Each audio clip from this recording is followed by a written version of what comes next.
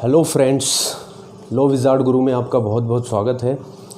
आज हम reverse charge mechanism का पार्ट 2 चालू करने जा रहे हैं। Reverse charge mechanism in respect of goods हमने देख लिया था कि 8 तरह के गुड्स होते हैं जहां पर रिवर्स चार्ज के अंदर सप्लायर रिसीवर्स पर टैक्स की लायबिलिटी आती है जीएसटी को पे करने की। आज हम देखेंगे 20 सर्विसेज जो स्पेसिफाई की गई थी section 9 subsection 3 of the CGST act के अंदर। वो 20 सर्विसेज क्या हैं, वन बाय वन उन्हें देखेंगे और समझेंगे। एग्ज़ाम के पॉइंट ऑफ व्यू से ये बहुत ही रेलेवेंट और महत्वपूर्ण टॉपिक है, इम्पोर्टेंट टॉपिक है।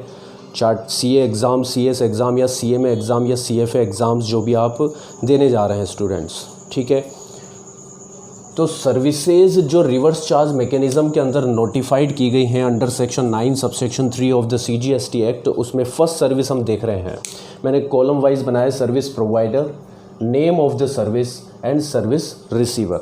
ओके सर, पहला हम देखते हैं फॉरेन पार्टी। यदि सर्विस प्रोवाइडर एक फॉरेन पार्टी है, यानी कि आउटसाइड इंडिया, यानी कि नॉन टैक्सेबल टेरिटरी में सिचुएटेड है, और यदि कोई भी ऐसा बिजनेस एंटिटी जो इंडिया में सिचुएटेड है यानी टैक्सेबल टेरिटरी में सिचुएटेड है, ऐसी फॉरेन पार्टी से सर्विसेज को इंपोर्ट करता है। दोस्तों, फॉरेन पार्टी जो नॉन टैक्सेबल टेरिटरी में है, इंडिया से बाहर सिचुएटेड है, उससे सर्विसेज इंपोर्ट की जा रही हैं। सर्विसेज किसी भी तरह की हो सकती है, एडवोकेसी की सर्विस हो सकती है, ठीक है, कंसल्टेंसी की सर्विसेज हो सकती हैं। ओके, तो सर्विसेज को इंपोर्ट किया जा रहा है फ्रॉम, जो कि नॉन टैक्सेबल टेरिटरीज़ से प्रोवाइड की जा रही हैं, और टैक्सेबल टेरिटरी में सिचुएटेड बिजनेस एंटिटी के द्वारा सर्विस रिसीव की जा रही हैं। तो सेक्शन 9 सबसेक्शन 3 के अंदर स्पेसिफाइड सर्विसेज में यहाँ पर service receiver will be liable to pay the tax under the RCM। Okay, second entry क्या है सर? सेकंड सर्विसेज क्या है? GTA की सर्विसेज हैं, यानी कि goods transport agency. Goods transport agency जो कि गुड्स के ट्रांसपोर्टेशन का काम करती हैं, ठीक है। ऐसी गुड्स ट्रांसपोर्ट एजेंसी जो गुड्स का ट्रांसपोर्टेशन का काम करती हैं, और वो एजेंसीज़ गुड्स के ट्रांसपोर्टेशन की सर्विसेज प्रोवाइड कर रही हैं। किन्हें प्रोवाइड कर रही हैं? यहाँ पर बहुत महत्वपूर्ण ये एंट्री है, बहुत ही ध्यान से इसे समझिएगा।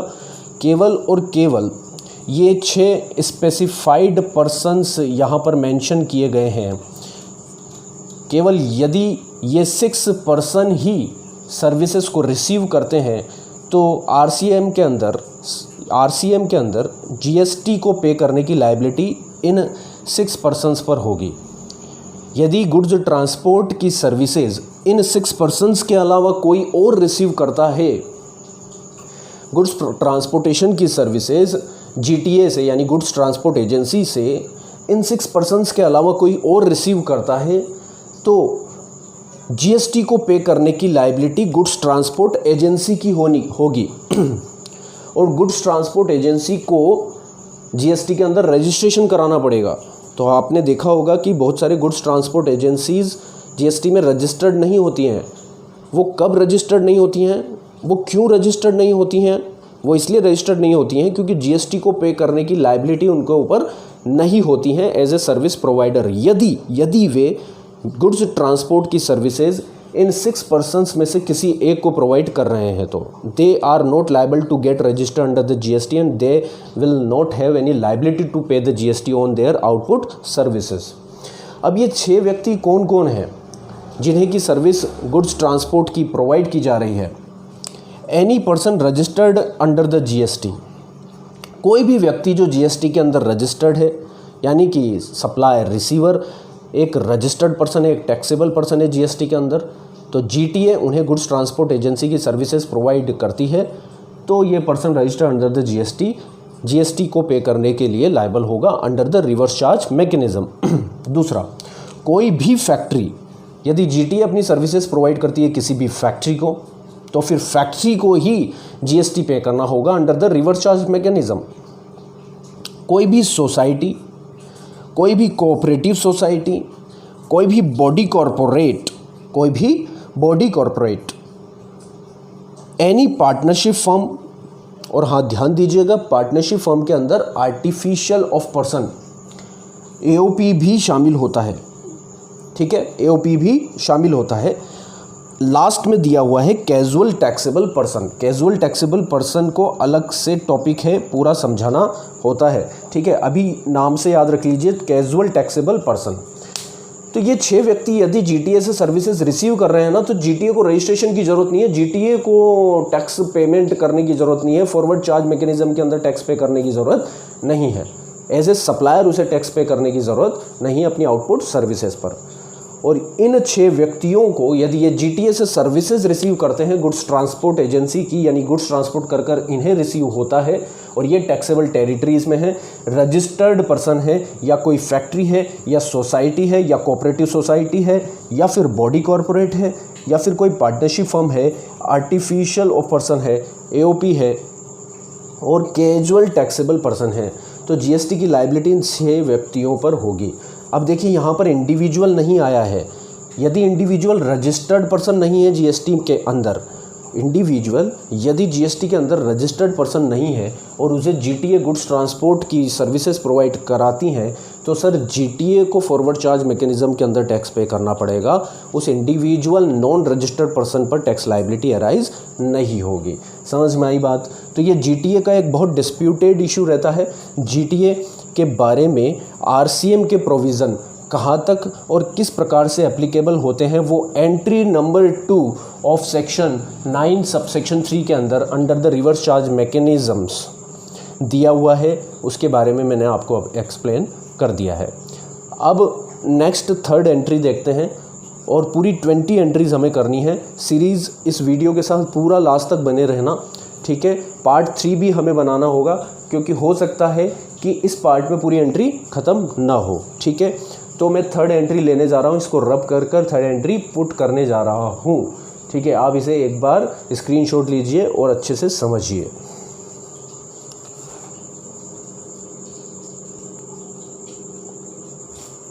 अब 3rd एंट्री में क्या बोला है दोस्तों, देखते हैं कि एक एडवोकेट और फर्म ऑफ एडवोकेट अपनी सर्विसेज प्रोवाइड कर रहे हैं। एडवोकेट फर्म या फिर फर्म ऑफ एडवोकेट अपनी एडवोकेसी की सर्विसेज दे रहे हैं या फिर लीगल सर्विसेज दे रहे हैं किसे, किसी भी बिजनेस एंटिटी को जो कि एक रजिस्टर्ड पर्सन है।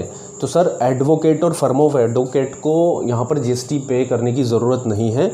उस बिज़नेस एंटिटी को जो कि एक रजिस्टर्ड पर्सन है, एज ए सर्विस रिसीवर उन्हें GST पे करना होगा under the reverse charge mechanism, okay. यहाँ पर एडवोकेट और firm of advocate arbitrary tribunal की सर्विसेज दे रहे हैं किसी भी बिजनेस एंटिटी को जो कि रजिस्टर्ड पर्सन है। तो फिर business entity as a registered person यहाँ पर GST पे करने के लिए under the reverse charge mechanisms liable होंगे। सर ये आर्बिट्रेरी ट्राइब्यूनल क्या होता है? देखिए, घरेलू झगड़ों को सुलझाने से संबंधित वाद विवाद और मुद्दों को यहाँ सुलझाया जाता है, ठीक है। तो घरेलू झगड़ों से संबंधित मुद्दों को सुलझाने के लिए आर्बिट्रेरी ट्राइब्यूनल की सर्विसेज दी जाती है एडवोकेट्स के द्वारा या फर्म ऑफ एडवोकेट्स के द्वारा किसी बिजनेस एंटिटी को जो कि रजिस्टर्ड पर्सन है। तो business entity as a registered person will be liable to pay the GST under the reverse charge mechanism. दोस्तों समझ में आ रही है बात? ओके, 4 एंट्री हम ख़त्म कर चुके हैं, 4 एंट्री कंप्लीट कर चुके हैं, ठीक है। चारों एंट्री को रिवाइज करवाएं एक बार, चारों एंट्री को रिवाइज कराइए। पहला क्या था, जो आपने सर्विसेज ली थी आउटसाइड इंडिया से, नॉन टैक्सेबल टेरिटरी से, फॉरेन पार्टी से, ठीक है, और इंपोर्ट की थी आपने सर्विसेज। किसने इंपोर्ट की थी? किसी भी बिजनेस एंटिटी ने जो कि टैक्सेबल टेरिटरी में है। पहला वो केस था, तो बिजनेस एंटिटी टैक्सेबल टेरिटरी में will be liable to pay the GST। दूसरा, हमने GTA की सर्विसेज ली। GTA में गुड्स ट्रांसपोर्ट एजेंसी की सर्विसेज यदि 6 specified person as a service receiver services receive करते हैं तो उन पर लाइबिलिटी होगी GST को पे करने की। वो 6 पर्सन कौन कौन थे? कोई भी person registered under the GST है तो वो होगा। दूसरा सा, कोई भी फैक्ट्री, सोसाइटी, ठीक है, कोऑपरेटिव सोसाइटी, ठीक है, cooperative society person registered under the GST। Then उसके बाद आता है body corporate, partnership firm, artificial of person AOP, and the last is casual taxable person. Okay. फिर थर्ड देखा हमने एडवोकेट और फर्म ऑफ एडवोकेट की एडवोकेसी की सर्विसेज बिजनेस एंटिटी को प्रोवाइड की जाती है एज ए रजिस्टर्ड पर्सन, तो बिजनेस एंटिटी लायबल होंगे। एडवोकेट और firm of advocate arbitrary tribunal की सर्विसेज देते हैं किसी बिजनेस एंटिटी को, तो रजिस्टर्ड पर्सन है जो कि रजिस्टर्ड पर्सन है तो वो लायबल होंगे। फिफ्थ देखते हैं, फिफ्थ एंट्री में क्या बोला है, कोई भी पर्सन, एनी पर्सन यदि स्पॉन्सरशिप की सर्विसेज देता है, स्पॉन्सरशिप की सर्विसेज मुझे एक्सप्लेन करने की ज़रूरत नहीं है ना, हर चीज़ का स्पॉन्सर होता है एडवर्टाइजमेंट्स के थ्रू, टीवी चैनल्स के थ्रू, मीडिया के थ्रू, ठीक है, जो भी कॉरपोरेट्स या जो भी ब्रांड अपना एडवर्टाइजमेंट कराना चाहते हैं, ठीक है। तो यदि वो किसी व्यक्ति को, जैसे आपका यूट्यूब चैनल है, ठीक है, कोई बड़ा ब्रांड आपके पास अप्रोच लेकर आता है कि सर हम स्पॉन्सर कराना चाहते हैं हमारे प्रोग्राम के बारे में या हमारे प्रोडक्ट के बारे में, आप हमें स्पॉन्सर कीजिए, तो सर आप स्पॉन्सरशिप की सर्विसेज दे रहे हैं उस ब्रांड को या उस कॉर्पोरेट को या उस कंपनी को। ओके सर, तो एनी पर्सन यहाँ पर सर्विस दे रहा है। स्पॉन्सरशिप की सर्विसेज किसे दे रहे हैं आप, उस बॉडी कॉर्पोरेट को या उस पार्टनरशिप फर्म को जो आपके पास अपने गुड्स और प्रोडक्ट्स और ब्रांड का प्रमोशन करवाने के लिए आए हैं, उसकी उसका स्पॉन्सर करवाने के लिए आए हैं अपने चैनल पर या अपनी मीडिया पर, ठीक है, आपके चैनल पर, आपकी मीडिया पर। तो सर आपके ऊपर टैक्स नहीं लगेगा, आपके पास आए ना वो तो स्पॉन्सर करवाने के लिए कि आप आपके यूट्यूब चैनल पर हमारा एडवर्टाइजमेंट दिखाइए, ठीक है, या हमारे गुड्स के बारे में बताइए, प्रमोट कीजिए हमारे गुड्स को, हमारे आर्टिकल्स को, ठीक है। तो आप क्या कर रहे हैं, स्पॉन्सरशिप की सर्विसेज दे रहे हैं। सर्विस रिसीव कौन कर रहा है, वो बॉडी कॉर्पोरेट और वो पार्टनरशिप फर्म। तो सर वो बॉडी कॉर्पोरेट और पार्टनरशिप फर्म आरसीएम के अंदर जीएसटी पे करने के लिए लायबल होंगे। Very good. सिक्स्थ सर्विस हमारी कौन सी है, डायरेक्टर की सर्विसेज। यहाँ पर पार्ट टाइम डायरेक्टर की सर्विसेज शामिल की गई है, होल टाइम डायरेक्टर की सर्विसेज शामिल नहीं की गई है, क्योंकि होल टाइम डायरेक्टर तो कंपनी के अंदर एम्प्लॉय होता है मेरे दोस्तों।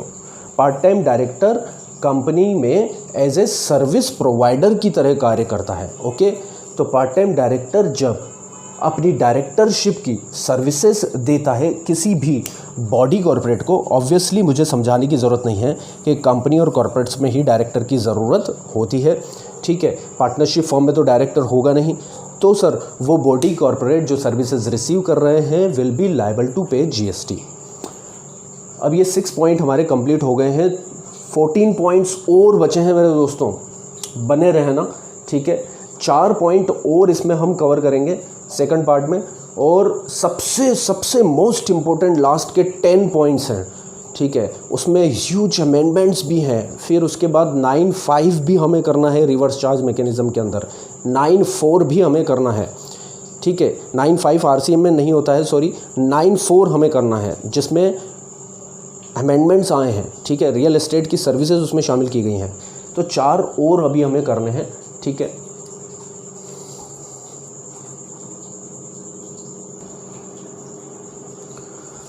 अब देखिए, एक इंश्योरेंट एजेंट अपनी सर्विसेज दे रहा है इंश्योरेंस कंपनी को, इंश्योरेंस एजेंसी की। आप लोगों ने देखा होगा आपके घर पर, आपके फादर साहब के पास, आपके पास कई लोग इंश्योरेंस के लिए आते हैं, इंश्योरेंस करवाने के लिए आते हैं कि इंश्योरेंस करवा लीजिए, ये पॉलिसी ले लीजिए, ये पॉलिसी ले लीजिए। तो सर वो है इंश्योरेंस एजेंट। वो इंश्योरेंस कर तो आपका रहे हैं, पर वो इंश्योरेंस की सर्विसेज आपको नहीं देते हैं, वो इंश्योरेंस की सर्विसेज देते हैं उस इंश्योरेंस कंपनी को जिसके रेस्पेक्ट में वो इंश्योरेंस करने आए हैं, जिसके बिहाफ पर वो इंश्योरेंस करने आए हैं। तो सर उन इंश्योरेंस एजेंट लोगों पर आपको जीएसटी नहीं लगाना है, हालांकि वो सर्विस प्रोवाइडर है। एज ए इंश्योरेंस कंपनी जो सर्विस रिसीवर है वो लायबल टू पे जीएसटी होगी। Okay sir, done. वैसे ही एक रिकवरी एजेंट्स होते हैं बैंक और फाइनेंशियल इंस्टीट्यूशंस में, लोन्स की रिकवरी के लिए, बैड डेट्स की रिकवरी के लिए वो काम करते हैं। ओके सर, इंस्टॉलमेंट्स की रिकवरी के लिए, इंटरेस्ट की रिकवरी के लिए वो काम करते हैं। ऐसे एनपीए के, ऐसे बैंक्स और फाइनेंशियल इंस्टीट्यूशंस में एनपीए बहुत सारे हो जाते हैं, इकट्ठे हो जाते हैं, ठीक है, तो उनकी रिकवरी के लिए ये लोग काम करते हैं एज ए रिकवरी एजेंट, ठीक है। तो सर ये रिकवरी एजेंसी की जो सर्विसेज देते हैं बैंक और फाइनेंशियल इंस्टीट्यूशन को, तो एज ए बैंक और फाइनेंशियल इंस्टीट्यूशंस यहाँ पर इस सर्विस के लिए जो भी कंसिडरेशन या कमीशन इन्हें पेड करेंगे उस पर जीएसटी का पेमेंट ये बैंक और फाइनेंशियल इंस्टीट्यूशन ही करेंगे। रिकवरी एजेंट पर यहाँ पर कोई लायबिलिटी नहीं होगी। तो इंश्योरेंस एजेंट और रिकवरी एजेंट का एक तरह का काम है। Insurance agent, insurance company liable to pay GST. Recovery agent में बैंक और financial institutions will be liable to pay GST.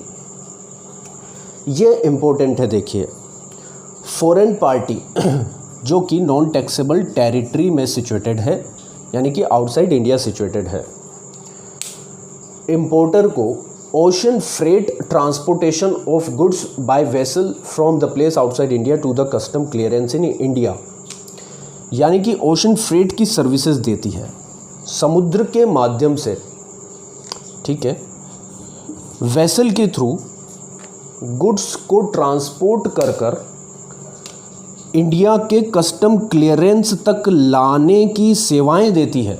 Okay कोई भी फॉरेन पार्टी, चाहे वो बॉडी कॉरपोरेट हो, चाहे पार्टनरशिप फर्म हो, चाहे एओपी हो, चाहे बीओआई हो, इंडिविजुअल हो, कोई भी हो, यदि वो person located in non taxable territory में है और वो ओशन फ्रेट की सर्विसेज देती है इस इंपोर्टर को, जो इंडिया की इस बाउंड्री पे खड़ा हुआ है, देख रहा है कि मेरा गुड्स ओशन फ्रेट्स के थ्रू आ रहा है, मेरा गुड्स वेसल के थ्रू आ रहा है, और उस पर उसे क्या देना पड़ेगा? ओशन फ्रेट देना पड़ेगा। ठीक है, तो सर जो वेसल के थ्रू गुड्स ट्रांसपोर्ट कर लाया जा रहा है फॉरेन पार्टी के द्वारा, वो केवल और केवल इंडिया के कस्टम क्लियरेंस पर लाकर उसे छोड़ देगा ऑब्वियसली। फिर वहाँ से होम कंजम्पशन के लिए इंपोर्टर क्लियर करवा लेगा। तो कस्टम हाउस तक, कस्टम क्लियरेंस तक का जो भी भाड़ा होता है या फ्रेट होता है, उस पर जीएसटी पेमेंट की लायबिलिटी एज ए इनकम तो वो इसकी है, बट उस पर जीएसटी पेमेंट की लायबिलिटी इंपोर्टर की होगी। फॉरेन पार्टी को आप पकड़ नहीं सकते, वो तो आउटसाइड इंडिया सिचुएटेड है। तो जब भी फॉरेनर्स से सर्विसेज रिसीव की जाती है, जो एंट्री नंबर फर्स्ट में भी हमने पढ़ा था, वहाँ पर रिसीवर पर ही जीएसटी की लायबिलिटी आरसीएम के अंदर डाली गई है। ओके, पहला पॉइंट जो हमने पढ़ा था वो आरसीएम का था, 71B, section 71B of the CGST act पढ़ेंगे हम सप्लाई के चैप्टर में, वहाँ भी उसको डिटेल में देखेंगे। बट ये वाली जो ओशन फ्रेट की सर्विसेज है फॉरेन पार्टी से ली जाती है through the transportation, by the transportation of goods through the vessel from the place outside India to the custom clearance in India, उस पर importer will be liable to pay GST. Okay दोस्तों,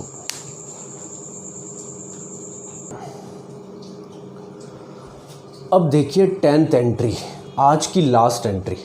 10 जो बाकी हैं वो कल के थर्ड पार्ट में करेंगे आरसीएम के, वहाँ आरसीएम को पूरी तरह से फिनिश करने की कोशिश करेंगे। सर्विस प्रोवाइडर है government, most entry, important entry है ये भी। सर्विस प्रोवाइडर यदि गवर्नमेंट है दोस्तों, सुन रहे हैं, समझ रहे हैं ना, यदि वो किसी भी तरह की सर्विसेज देती है, गवर्नमेंट किसी भी तरह की सर्विसेज देती है बिजनेस एंटिटी को, जो कि रजिस्टर्ड पर्सन होना चाहिए ऑब्वियसली, तो वो किसी भी तरह की सर्विसेज गवर्नमेंट पर टैक्सेबल नहीं होगी। Government will not be liable to pay the GST as a service provider on that services. Business entity as a service receiver, registered person will be liable to pay GST.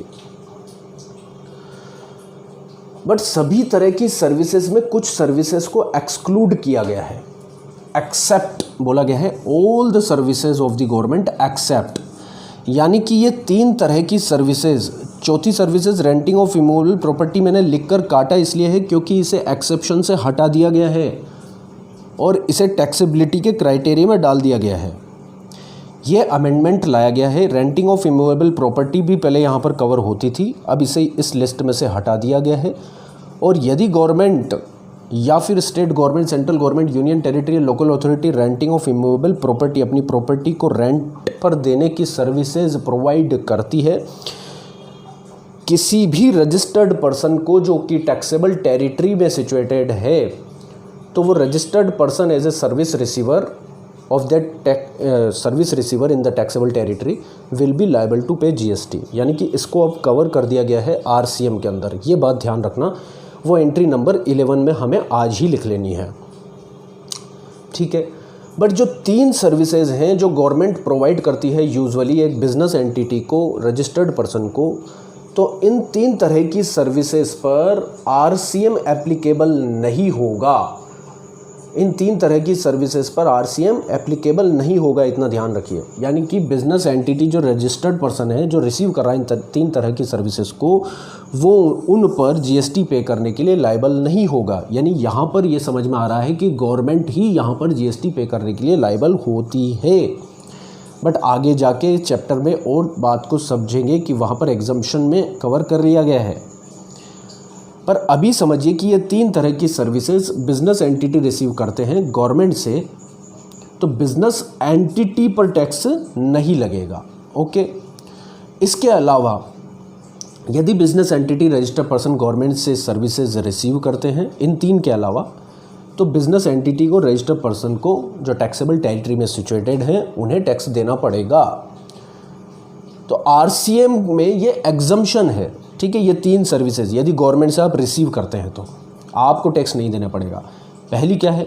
Services by department of post. Government department of post की services देती है, ठीक है, तो आप पर RCM applicable नहीं होगा। यदि गवर्नमेंट दे रही है services in relation to aircraft और वेसल्स, यदि गवर्नमेंट आपको सर्विसेज दे रही है एयरक्राफ्ट और वेसल्स की, तो आरसीएम एप्लीकेबल नहीं होगा। और यदि गवर्नमेंट सर्विसेज दे रही है ट्रांसपोर्टेशन ऑफ गुड्स की, यानी कि गवर्नमेंट ही जीटीए की सर्विसेज दे रही है किसी बिजनेस एंटिटी को जो सिचुएटेड है इन इंडिया, तो सर जीटीए की सर्विसेज सर्विस रिसीवर पर टैक्सेबल नहीं होगी। ओके सर, लास्ट पॉइंट आज का कर लेते हैं 11 पॉइंट। 11 पॉइंट में यही चीज़ रेंटिंग ऑफ इमूवेबल प्रॉपर्टी को हमें कवर कर कर चलना है। 11 पॉइंट में सर्विस प्रोवाइडर है आपकी गवर्नमेंट, यानी कि सेंट्रल गवर्नमेंट या फिर स्टेट गवर्नमेंट या फिर local authority. Central government, state government, local authority, union territory. Central government, state government, local authority, union territory. यदि रेंटिंग ऑफ इमूवेबल प्रॉपर्टी की सर्विसेज दे रही है, ऊपर से काटा, एक्सेप्शन में से हटाया था। एक्सेप्शन में से हटाने का मतलब है कि उसे आरसीएम में कवर कर लिया गया। यही चीज़ रेंटिंग ऑफ इमूवेबल प्रॉपर्टी। तो जो रिसीव कर रहा है पर्सन, जो रिसीव कर रहा है ये रजिस्टर्ड पर्सन होना चाहिए, है ना। तो मैं लिखूंगा एनी रजिस्टर्ड पर्सन। लास्ट वाली 11 सर्विस की मैं बात कर रहा हूँ, इसकी मैं बात कर रहा हूँ, है ना। एनी रजिस्टर्ड पर्सन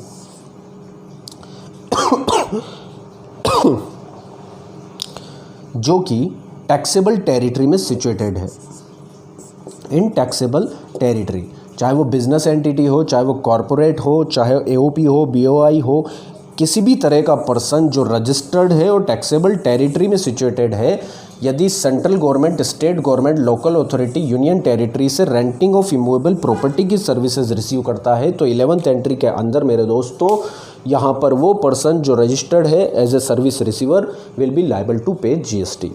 तो हमने 11 पॉइंट करे हैं, अभी 9 पॉइंट्स सर्विसेज के और बाकी हैं, उन्हें पार्ट 3 में कंप्लीट करेंगे।